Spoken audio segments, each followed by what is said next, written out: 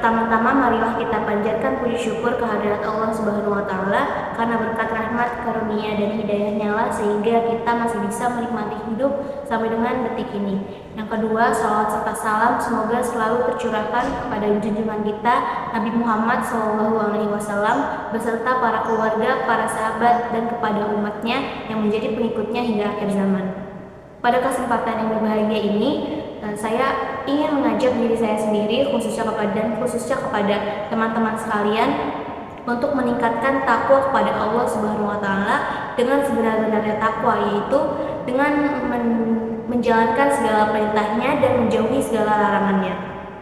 Teman-teman yang dirahmati Allah, Allah berfirman dalam surah At-Tahrim ayat 6 yang berbunyi, Ya ayyuhalladzina amanu qu anfusakum wa ahlikum naro, yang artinya, wahai orang-orang beriman, lindungilah dirimu dan keluargamu dari api neraka.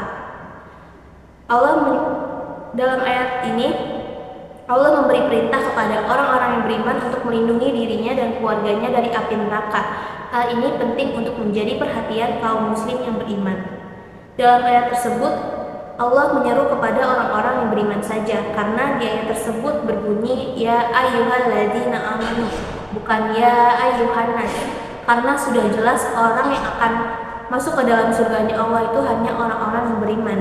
Jadi perintah ini bukan ditujukan untuk seluruh umat manusia.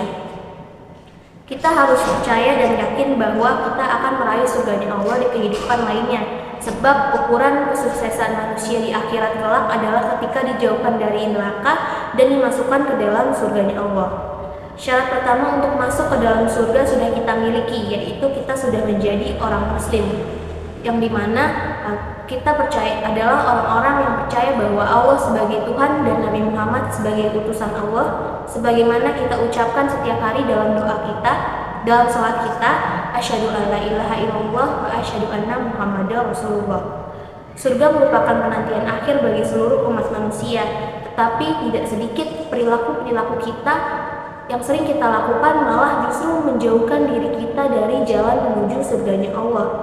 Untuk itu, padahal Allah dan Rasul sudah memperingatkan kita akan hari pembalasan. Untuk itu, ayat yang saya bacakan tadi, yaitu surah At-Tahrim ayat 6, senantiasa kita amalkan dengan baik. Syarat pertama meraih surga Allah sudah kita peroleh, akan tetapi menjadi orang Islam saja tidak cukup untuk meraih surganya Allah. Maka dari itu, dalam ayat tersebut Allah mengingatkan kepada orang-orang yang beriman agar melindungi dirinya dari api neraka. Pertanyaannya adalah bagaimana cara kita melindungi diri dari api neraka? Rumusnya adalah tingkatkan takwa dan jauhi maksiat. Karena takwa itu berbanding terbalik dengan maksiat, pasti berlawanan dengan maksiat. Untuk itu kita harus berusaha mengerjakan semua perintah Allah dan menjauhi perbuatan-perbuatan maksiat yang akan mengantarkan kita ke neraka. Dan dalam ayat tersebut, selain diri kita yang diperingatkan oleh Allah agar melindungi diri dari api neraka, Allah juga memperingatkan kita untuk melindungi keluarga kita dari api neraka. Sebagaimana yang tahu, keluarga di sini yang berarti itu orang-orang terdekat seperti ayah, ibu, nenek, kakek, dan yang sebagainya. Bagi yang masih mempunyai orang tua, entah ayah atau ibu, ajaklah mereka untuk bertakwa kepada Allah. Karena dalam Al-Quran sendiri sudah banyak contoh orang-orang yang beriman tetapi tidak dapat menyelamatkan keluarga mereka dari siksa api neraka.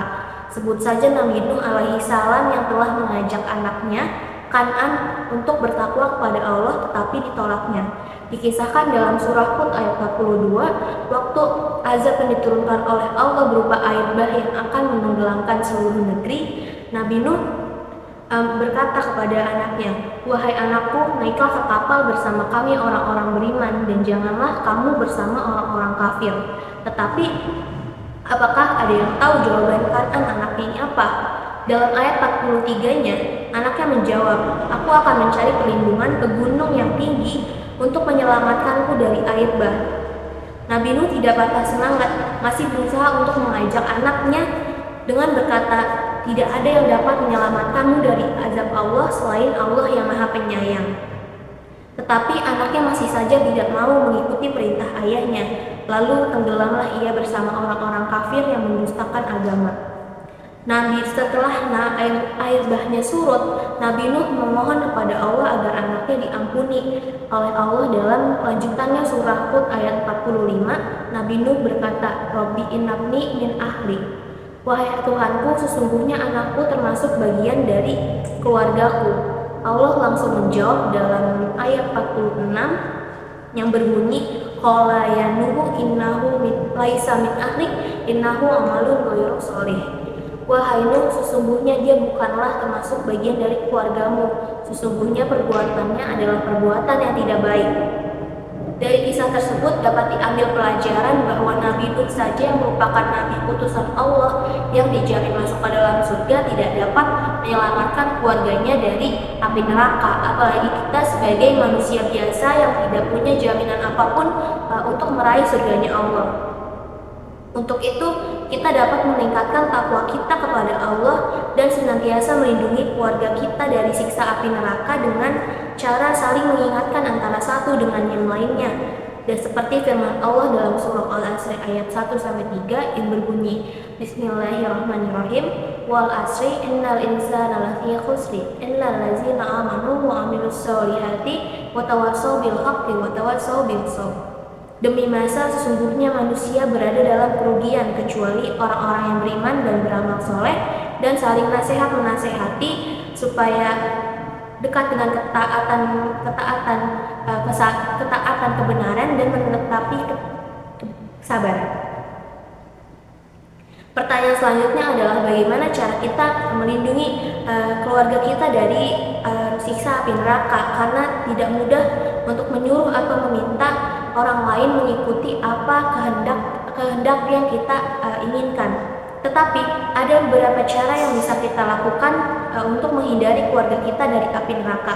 Yang pertama, menjadi contoh atau role model yang baik bagi keluarga. Kita sering mendengar pepatah yang mengatakan unzur maqala wala tanzur man qala. Lihat apa yang disampaikan, jangan lihat siapa yang menyampaikan. Tapi pepatah tersebut sudah tidak relevan untuk saat ini karena orang lebih cenderung akan melakukan apa yang dilakukan oleh lingkungan sekitarnya dibandingkan mendengarkan nasihat dari orang yang orang itu sendiri pun tidak melakukan hal tersebut. Untuk itu marilah kita berlomba-lomba dalam hal kebaikan, fastabiqul khairah, agar ketika keluarga kita melihat kebaikan yang kita contohkan, maka insya Allah tidak sulit untuk kita untuk meminta mereka untuk melakukan kebaikan itu sendiri. Lalu yang kedua, bekali keluarga dengan ilmu. Dalam Islam mencari ilmu itu hukumnya wajib, sebagaimana diterangkan oleh Allah dalam banyak surah dalam Al-Quran dan dalam hadis Rasulullah SAW. Di antaranya sebuah hadis yang diriwayatkan oleh Ibnu Majah, Rasulullah SAW bersabda, Thalabul ilmi fardhatun ala kulli muslimin. Yang artinya, menuntut ilmu itu wajib bagi setiap muslim. Oleh karena itu, dalam ajaran agama Islam, kewajiban seorang kepala keluarga adalah dalam rangka membimbing keluarganya meraih ridho Allah, selamat dari api neraka, adalah mengajarkan ilmu kepada mereka bisa melalui pendidikan formal ataupun pendidikan di dalam keluarga. Yang ketiga, didik mereka menjadi pribadi yang beradab. Kita banyak melihat kemajuan teknologi dan kemapanan ekonomi yang dimiliki oleh suatu keluarga, tetapi terjadi permasalahan yang sangat krusial, yaitu kemerosotan adab yang dimiliki oleh keluarga tersebut. Seperti anak tidak menghormati orang tua menelantarkan anak, terjadi perselingkuhan di mana-mana, dan sebagainya. Oleh karena itu, solusi mendasar bagi persoalan umat Islam saat ini adalah pendidikan berbasis adab. Banyak anak-anak muda sekarang yang pandai dalam suatu bidang seperti matematika, fisika, biologi, dan sebagainya, tetapi belum tentu akhlaknya itu baik. Nah, hal ini penting menjadi perhatian mengingat pendidikan formal saat ini telah kehilangan roh adab. Berbagai kasus kejahatan yang melibatkan anak-anak muda dan pelajar merupakan salah satu bukti lembaga pendidikan formal hampir gagal menanamkan adab kepada para peserta didik mereka. Seperti tawuran di mana-mana, narkoba, dan perilaku menyimpang lainnya yang kerap kita dengar di televisi. Untuk itu, jangan berbangga ketika anggota keluarga kita tuh ada yang fasih dalam suatu bidang tertentu, tetapi harus juga diimbangi dengan akhlakul karimah yang baik.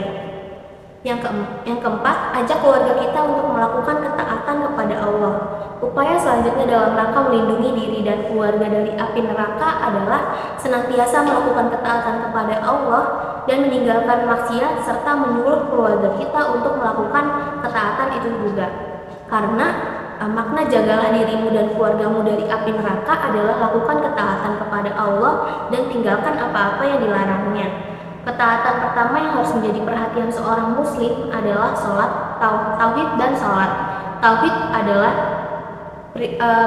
perilaku, tauhid itu merupakan kebaikan yang paling baik, dan sholat itu merupakan tiang agama serta rukun Islam yang kedua. Ini juga merupakan pembeda antara muslim dan kafir atau musyrik. Bahkan Rasulullah SAW bersabda, "Pukullah anakmu jika sudah berusia 10 tahun tidak mengerjakan sholat." Hadis tersebut menegaskan pentingnya peran orang tua dalam mendidik anaknya dalam mendirikan sholat agar jauh dari api neraka. Yang terakhir, larang keluargamu melakukan maksiat. Selain ilmu, adab, dan ketaatan kepada Allah, upaya melindungi dan membentengi diri dari api neraka hendaknya dilakukan pula dengan melarang keluarga kita melakukan perbuatan maksiat. Seorang anak cenderung akan mengikuti apa